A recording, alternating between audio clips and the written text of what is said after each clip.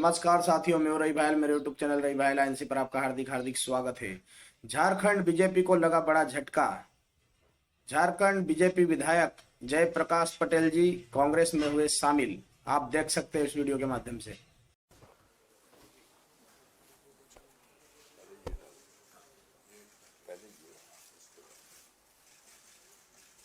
आपका स्वागत है।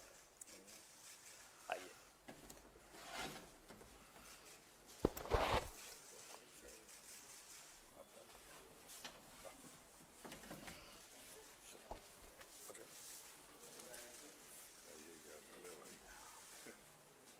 अब ये दे दो पाठक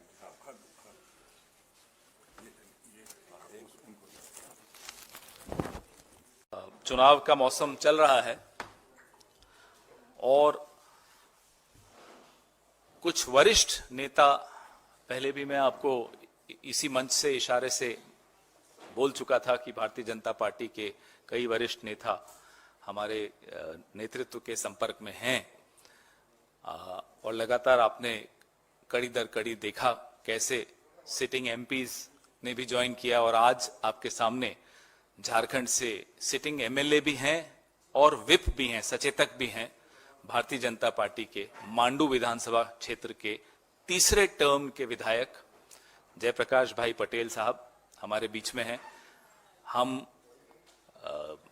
हमारे भाई गुलाम अहमद मीर साहब जो वहां के प्रभारी महासचिव हैं, हमारे सीएलपी साहब आलमगीर साहब, हमारे राजेश भाई ठाकुर जी पीसीसी प्रेसिडेंट, पूरा जो नेतृत्व आपके सामने है अभी झारखंड का।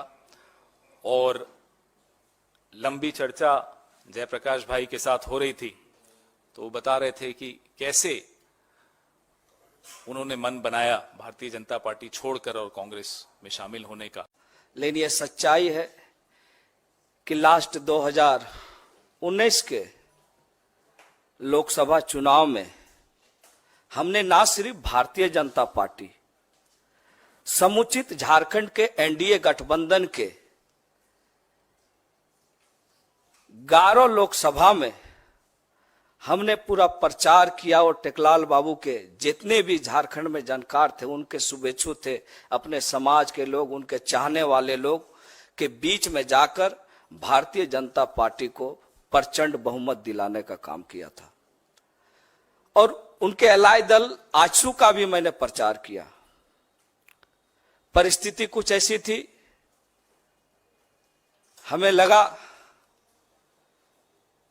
कि कुछ हमें झारखंड के लिए, लोगों के लिए, और हमारे पिता टेकलाल महतो जो झारखंड आंदोलन के एक अग्रणी योद्धा थे, आज झारखंड की राजनीतिक पृष्ठभूमि को खोजा जाए, राजनीतिक चर्चाएं अगर चलेंगे झारखंड अलग राज्य के आंदोलन को, तो स्वर्गीय विनोद बिहारी महतो, शिबू सोरेन के बाद तीसरे ये में टेकलाल महतो जी का नाम था। और पूरे जो इलाके हैं, उत्तरी छोटा नागपुर चाहे कोल्हान का हो, सभी जगह टेकलाल बाबू का अपना प्रभाव था।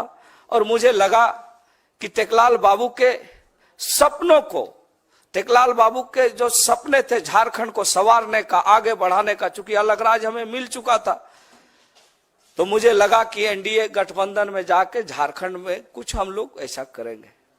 लेकिन परिस्थिति ऐसा लगा जब मैं भारतीय जनता पार्टी में शामिल हुआ तो हमारे जो पिता के जो सपने हैं, जो विचार है, मैं उस दल में नहीं पाया।